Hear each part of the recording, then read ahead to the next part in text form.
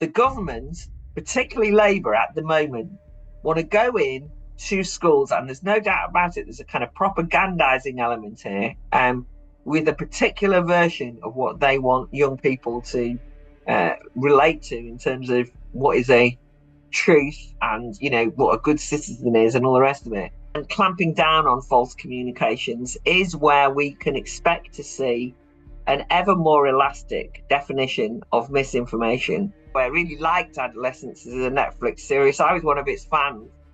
I was one of its fans before it became a political football. It really irritated the life out of me that a perfectly good drama, it's actually quite insightful in lots of ways, should suddenly become hijacked by the government and rolled out, as a compulsory activity for all pupils to watch.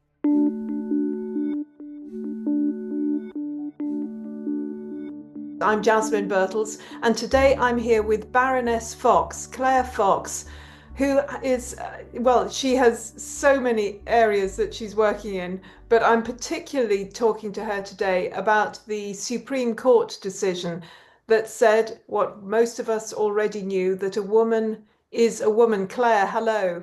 Hello, it's great to be with you. Thank you, Claire. So this, to me, and I think to you, this decision was a watershed. Finally, we are told it is in law what we have always thought, that a woman is a woman. But what are you finding are the ramifications of this? Because it's been a week or so now. What's happening in response and in reaction to this ruling?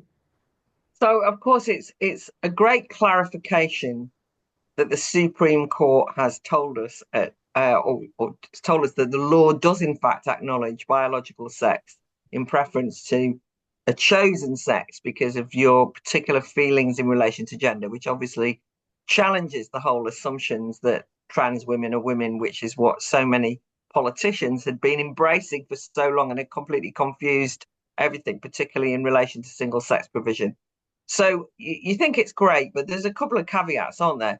My caveats are I don't like being dependent on the Supreme Court for stating the bleeding obvious in a way, but also say we'd lost that because it was about clarifying what the law had intended in the first place. But, it makes me anxious that I would have to be dependent on the Supreme Court in that way. That sounds a bit churlish because let's be honest, I'm delighted.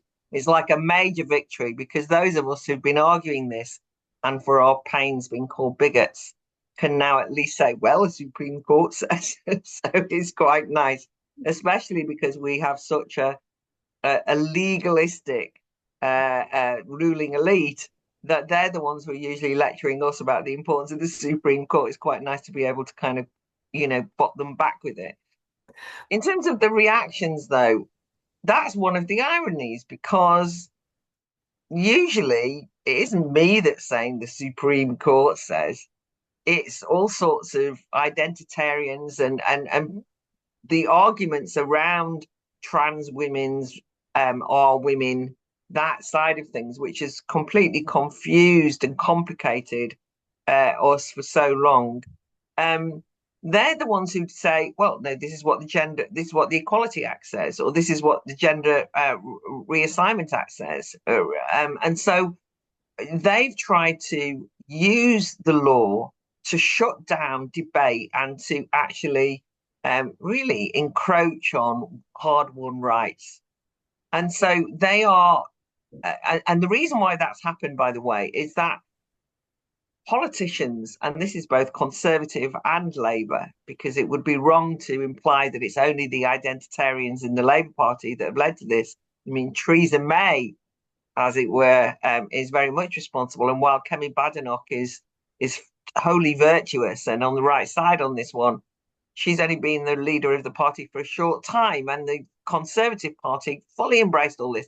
But they worked in cahoots with Stonewall to and allowed Stonewall in a way to misinterpret the law, to misread the law. And then Stonewall went off and sold this actually for substantial sums of money to every single institution in the land to say, in order to comply with the law and also to gain virtue points to prove that you are not a bigot and that you're not transphobic, you, Mr. University, you, Mrs. NHS, whichever way, I don't know what I'm doing, but anyway, you need to become part of the Stonewall scheme, and we will teach you how to stick within the law. And they misled everyone. But what that has allowed is, and that happened, by the way, in the civil service, and it's throughout Whitehall. So then you have this peculiar situation where the civil service that is advising government ministers and opposition ministers and all the political parties are telling elected politicians this is the way you should interpret the law. And so it becomes this sort of like, they then say, oh, our hands are clean. We only did what we were advised to do. But these were all people trained up by the likes of Stonewall. And so we got ourselves into a complete and total muddle. And it's not only been detrimental, of course, to rape crisis centres, to anyone working in a sector, women's sports, all of these single sex arenas, but it's also been the most, abrasive and unpleasant fight for free speech, because it's been used to close down debate, because the way the law was used was to say there is no debate. And if you challenge me on this, I'm going to sue you under some legal rule, or we're going to definitely demonize you and trash your reputation and say you're a bigot. And also we're going to say that you, if you want to debate, are trying to debate the very existence of trans people. And so it became this complete chilling, silencing effect on people. Now, I've heard that in America, really, as soon as Trump was voted in, overnight, a whole load of institutions, people went, actually, no, we don't agree with trans, women are women, end of. Now, I'm not seeing that happening here. I think the Supreme Court ruling is a big help and it's a start. But, as you have itemized that the rot is in so many institutions, particularly academia, it seems to me. Do you think it's going to take a while for this to be reversed, or are they going to be fighting back for a long time?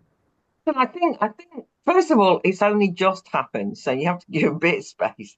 But there is a big pushback, and I will go through that. But on the more positive side, yesterday in the Commons, I saw that a Labour MP stood up and spoke glowingly about the Bera Place, which is a domestic abuse refuge, which is actually funded by J.K. Rowling, right?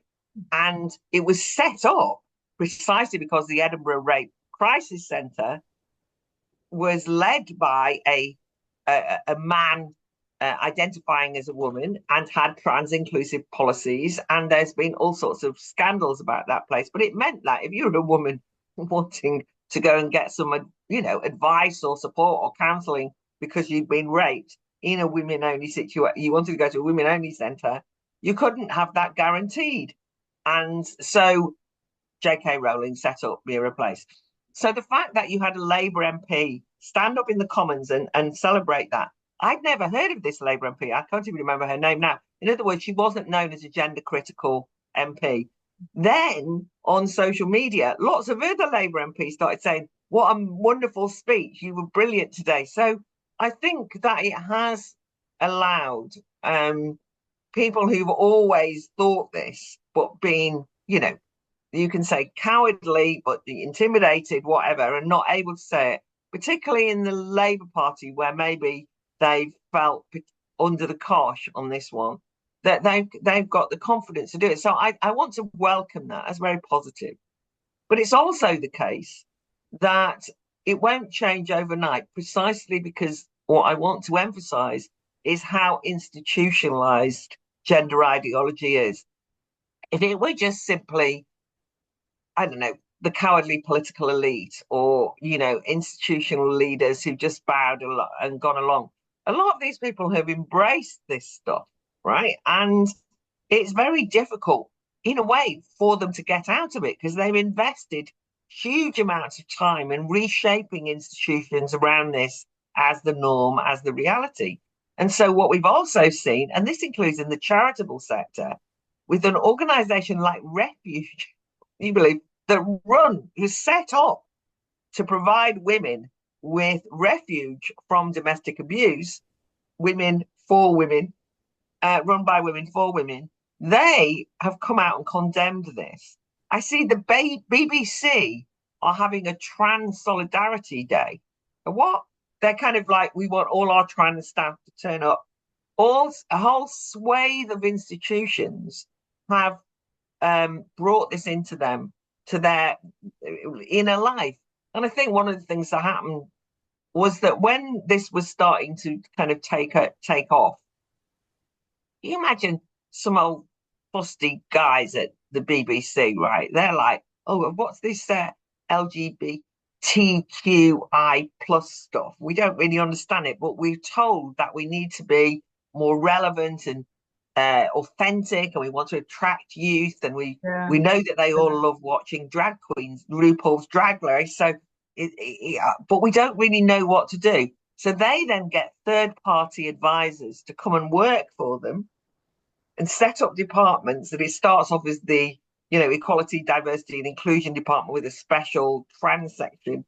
And then the next minute, people start saying, well, we need more staff. And the one bit of the BBC that grows at the expense of journalism is this ideological unit that basically then starts to affect the media representations that we see, the way things are presented. And anyone who goes against it is almost going to fall foul of these thought police, because that's what they've effectively done. And that is at the BBC. I know it happens in every local authority, every council. These people have got not a clue. In a way, they're quite naive about the politics of why women have got upset about this. They don't really understand. They think, well, we want to be kind to people, don't we? And we don't want to look like we're bigots. And of course, the Conservative Party embraced this, particularly when they felt that they wanted to change their image from what they perceived as the nasty party.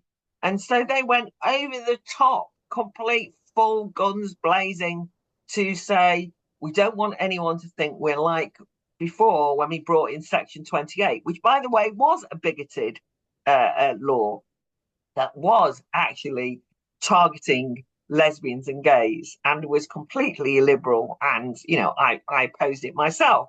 But they've managed to hook all this together in their heads. And Stonewall, which was originally the lesbian and gay organization, then kind of got taken over by people who insisted on linking it in with the TQI. And so everybody kind of went along with it. And consequently, there is going to be a huge backlash in some institutions. But that doesn't mean it's not 2 steps forward. It's just that it's 2 steps forward and probably 1 step back at least. So we're talking a lot about essentially removing free speech, removing the freedom to say what you think is genuinely true, whether it is or not, but what we all think is genuinely true. And you and I have talked about this a few times before, but things seem to be getting worse from the point of view of the government clamping down again on online. I mean, particularly with the film Adolescence, that seems to be being used as a sort of crucible whereby they can then say, oh, and we need to stop people like Andrew Tate, and we need to be making sure that we're governing the internet. Where are you seeing free speech right now? Well, I think that one area that we've got to be very careful of is in relation to the ongoing debate about misinformation and disinformation. I've just actually rushed back from being involved in a short debate on the future of news at the House of Lords, and actually there was a brilliant. The report's actually brilliant. It's actually a really good report, and it talks about mission creep in relation to mis and disinformation. It's actually quite refreshing to read it, and all credit to Tina Stahl, Baroness Stahl, for having run a committee that heard diverse voices, an unusual Yeah. thing in Parliament. But Right. anyway, I've come back from that, and I was really struck when I was listening how many people spoke about mis and disinformation, but unlike me, they didn't notice that bit of the report. They were all, we've got to clamp down on it. And the main mechanism that's being discussed is, well, there's two. One is media literacy in schools. And this is, of course, where adolescence comes in, because they're really ramping up and revamping the curriculum through the education department. Schools are now going to be under much more scrutiny for what they teach in relation to this media literacy. And I'm afraid it's going to end up being a very partisan and biased view of what is legitimate to discuss and what constitutes factual truths and so on. And I don't need to rehearse on your show that these, the very term misinformation is used often or weaponized often to demonize particular viewpoints. Mm-hmm. It's got very little to do with factual accuracy, Yeah. and the fact checkers are often, as in fact Mark Zuckerberg has recently admitted, politically biased and subject to pressure from politicians, telling them what are acceptable truths, and anyone else faces censorship. So look out for that, because that way that adolescence is being used is to justify this, because it's, oh, well, if we don't, we'll end up with, by the way, I really liked Adolescence as a Netflix series. I was one of its fans. I was one of its fans before it became a political football. It really irritated the life out of me that a perfectly good drama, it's actually quite insightful in lots of ways, should suddenly become hijacked by the government and rolled out, as a compulsory activity for all pupils to watch, so that they can message them in a particular way, which is, if you are not careful, you'll end up, going out and stabbing someone, type of thing. So there's that. The other threat that we've got, and that came up a lot today in this debate, is of course the ongoing unfurling of the Online Safety Act. One of the things that's really difficult about legislation I've learned since being in the House of Lords is you pass a piece of legislation. Obviously, I hate that piece of legislation, fought it tooth and nail, but you pass it, but it doesn't stop there, because after that, the law itself then hands over a wide range of powers to an organisation, in this instance, Ofcom, unelected regulator, to then, as it were, cross the T's and dot the I's. So they keep, there's a sort of general thing that you've passed in a part of the bill that says that we should deal with misinformation. And then Ofcom come up with this completely elaborate set of ways that this is going to be enforced. And that's where the real danger lies, because no one's discussing that in the democratic sense. And the public are denied access to even the rather meager and sometimes weak debates in Parliament. At least that's on show, because this is all happening behind closed doors. And they've got this part that they have to deal with coming up, which is on false communications. Now, false communications and clamping down on false communications is where we can expect to see an ever more elastic definition of misinformation, what they constitute to be false and harmful. So you can imagine that if we're worried now, and we should be, because we've seen the two-tier regulatory regime that says this is a terrible form of misinformation and must be either censored, or indeed, if you share it, you could end up in jail, as we discovered after the summer riots last year. But you can also be in a situation where this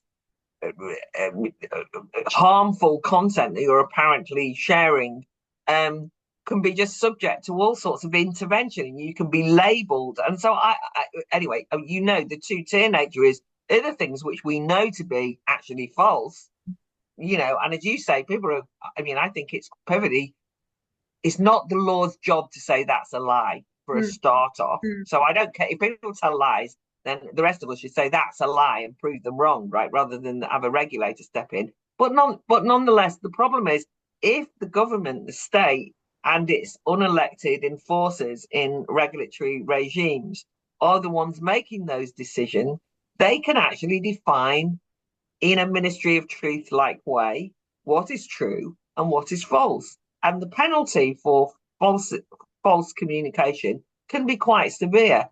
And the big tech are the ones who are responsible for policing that. And if they don't, they face eye-wateringly large fines. So they will be risk averse and they will be more likely to shadow ban or to remove content as a consequence. So we might well be nervous. So I'm always trying to come up with solutions for these things, these problems. What do you see in an ideal world as the solution to this? Is it basically to get rid of Ofcom and, to have a new government and overturn the online safety bill or improve it anyway? Well, I mean, in an ideal world, yes, I'd get rid of Ofcom, and yes, you might want a new government, although this government is actually only enforcing what the Conservative government brought in, because the Online Safety Act was a Conservative Party piece of legislation. So that's tricky. And I do concede that the Labour Party have even less instinct for freedom, so they're worse. But I think it would be really wrong to imply that a Conservative government would make any difference. And I know that other brands are on offer, and people will be thinking about organization, groups like Reform or whoever, right? But I think it would be foolish for us to sit around waiting for the kind of government we'd like. I think that what we have to do is to take things more into our own hands. I mean, I actually in the speech today cited the way that Douglas Murray had gone on to Joe Rogan and challenged him for having people on talking, spouting misinformed rubbish, if you want. And whether you agree with Douglas Murray or not, I do think holding each other to account is a good way of doing it. I do think that sometimes we are overcautious of being self-critical. And Yeah. I think that I quite like as well community notes. They seem to me to be an innovation I can go with. In other words, one shouldn't be complacent about the damage that letting untruths go unchallenged causes. I mean, we've just been talking about the issue around sex and gender. I mean, when media outlets say female rapists, right? There's no such thing. We're Yeah. being asked to repeat a fiction, and it kind Mhm. of rots the brain, and it certainly is soul destroying to have to be coerced into saying things that we know not to be true. And I think that in that sense, we have to ourselves, in a kind of grassroots way, be more intolerant, not intolerant in the sense of closing down debate, but intolerant of people bullshitting and say that's bullshit, right? That's not true. What you've just said about, oh, I know, Churchill, to use the Douglas Murray, Joe Rogan thing, or about Ukraine or about whatever. I disagree with that. Why did it's ill informed. Then you can have a row, by the way. I'm not arguing that, I'm not trying to make a particular point about whether I agree with Douglas Murray here on this or that. But I do think that one of the dangers that, when I say our side has, one of the dangers that we've all got is that because we've moved away from mainstream media we are suitably cynical, that is a wonderful democratizing experience. We can have your podcast, we can have this multitude of different viewpoints, but there is also in that a lot of trash talk, and there's a lot of low quality crap, right? Yeah. And and I don't want to be in a position where I'm having to argue with a group of sixth formers that I don't know that 9/11 was a put up job, and they know that because they saw it on a YouTube channel, right? I mean, Yeah. just to use that as an example, or that in fact that October the 7th didn't happen, and that Israel allowed Hamas to do that, all this sort of stuff that you hear. In other words, often completely superficial things that they've heard, right? And that's like, no, it's true, I know it's true. because I saw it Sorry, on this. lose. Yeah. And so I think we do have to be able and prepared to call things out more, not to argue they shouldn't exist or they should be removed or censored because that's not our style, but to um be not to be relativistic ourselves and kind of like say, oh, that's your truth, my truth is this, because Mhm. that, as I say, is exactly what the trans the trans activists, not all trans people, but the trans activists will say, which is, well, you can say I'm not a woman, but I am a woman. And it's like, no, you aren't a woman, right? You are a trans woman, i.e., you're a man who wants to dress like a woman. Feel free, have a great life. I don't care, right? But you can't insist that you're a woman. You can't. That's it, because it's not true. So there are truths that we should assert quite strongly without meaning that we're trying to destroy anyone. So really accepting that there is such a thing as objective truth and standing up for it, even though that may make us unpopular and may bring all sorts of unpleasant responses, but really to speak that truth. I think so. I mean, obviously, when I say we shouldn't be relativistic, I don't mean. I mean, obviously, if truth was just like, here's the box of truth and it's this simple, there wouldn't be a dispute, because I'm more than conscious of the fact that whilst not a relativist, you can know things factually, agree on the facts, and then have a row about the deeper truth surrounding it, right? I'm not one that, I'm not trying to pretend it's easy. And we talk about, actually, historically, we've always talked about universities as places where you seek out truth, the expand knowledge so that you know more, because you're constantly in pursuit of truth.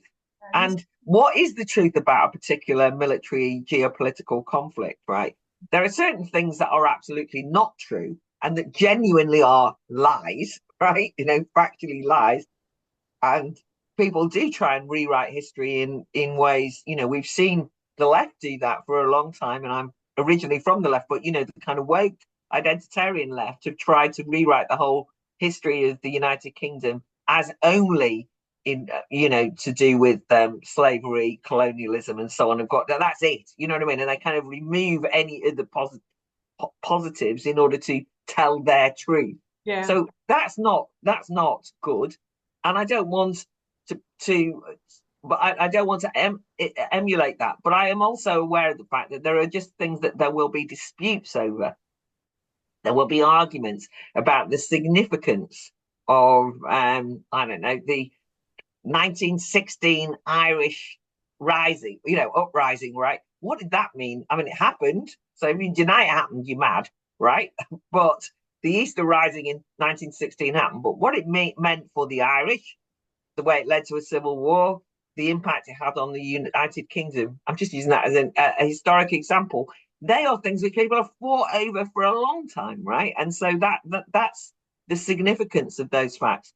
But I all I'm saying is we're all aware. I think Konstantin Kissin has obviously got stuck in on this in what he's called Podcastistan, but he's got stuck in on all this because he has been quite forthright in noting that whilst it's been a brilliant liberation to, remove ourselves from, say, the particular type of journalistic standards that have maybe had gatekeepers that have not served ordinary people well and have been used as censorial tools.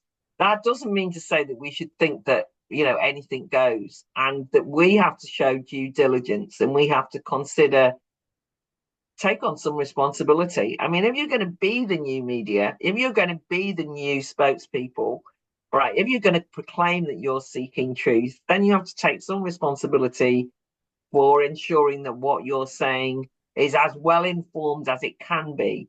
And that's not to try and give it a political editorializing brief, but more a recognition of the fact that there are people who just really genuinely, often in bad faith, but sometimes just in ignorance, talk rubbish. Yes. And we have to try and not be those people and Yes, actually call and it I out. don't get me wrong, I'm as gobshite as anyone, right? I know that it is easy to just spout off, and especially if you're often invited. I hope I'm not doing that now, but No, if no, you're invited to go on the media a lot, yeah, you're encouraged almost to kind of like just come on and share your opinions on yeah, things that you know nothing about whatsoever, and you have to.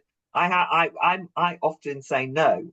I'm not doing that. But it's not just in the media, it's in general, right? yeah. We don't want our kids to go to school and be taught by a history teacher who has no knowledge of history. I mean, generally speaking, they might have all sorts of opinions about what they think history's like, but if they don't know anything about history, we are selling out our kids, aren't we? We're selling them short. And Absolutely. for me, that's what's most worrying. The government, particularly Labour at the moment, want to go in to schools, and there's no doubt about it, there's a kind of propagandizing element here, with a particular version of what they want young people to relate to in terms of what is a truth and what a good citizen is and all the rest of it. At the same time as potentially undermining a knowledge rich curriculum based on scholarship, like historical knowledge, that bit's like, no, if you're a brilliant historian, but you don't pass the equality, diversity, inclusion test in your school, you'll be out on your ear, right? They're not interested in your expertise. They're interested in your attitude. So it sounds like very much parents are needing to speak up. And of course, sometimes if you speak up, you get the police round, as we've seen recently with Maxi Allen and his partner. But it has to be done. And it seems to me, thank you for what you're saying, that we need to speak out, whatever situation we are, whether we're parents, whether we're single, whether we're working in the civil service or whatever. It's not easy, but it has to be done. We need to speak up and And speak. think of the impact of what. Sorry, I've interrupted you, but what Maxi Allen did, because Mm, it was a terrible story, but actually, and he was rather embarrassed as he was doing the media rounds, because he obviously works in the media as a producer, but didn't particularly want to be in the limelight. Suddenly, he's on every news program, and you can see him thinking, "Oh, I'm not really trying to." But actually, it was an invaluable public service yeah. that he told that story, because he told that story, it allowed others to acknowledge and recognize, oh my God, that's happening all the time. And by the way, that's one of the frightening things you were asking me about the government. I mean, on the one hand, I'm like um, campaigning against Apple, not against Apple, but campaigning against the government, demanding that Apple have a backdoor into encrypted messaging. And that's draconian, Mhm. dangerous. How Means that dare we? Apple, it Yeah. looks like it's died down now, but it's what the government want to do. They want to be able to read our messages. There's no doubt about it, and they always use national security or child Yeah, of protection as their excuse. course. And you can't, as you can't break encryption a bit just to find the bad guys, right? It means that you no longer have secret messages or Yeah. private messages. On the other hand, the bigger cultural shock is to discover that you're in your encrypted private messaging groups, and there's all sorts of numpties going around taking screenshots of what you've just said, and we keep getting these leaks. And so the other thing is that it's very disconcerting that there's a Stasi like mood in society, which there's no doubt about it. Lockdown didn't help No, because dobbing people were people in. encouraged, yeah, Mhm. people were encouraged to dob each other in. Yeah. And now you've got all these people, I mean, it keeps happening where people have said something, you know, it doesn't matter what they've said, whether it's inappropriate or not, but said something, but thinking they're in, as it were, a safe space. And somebody said to me yesterday, as long as you don't ever write it down in a WhatsApp group, I said that ship sailed. I've written it all down. I mean, I know that the sensible thing, the way people say the sensible thing to do would be to me to go and kind of remove everything. I just think, oh, I don't want to do it.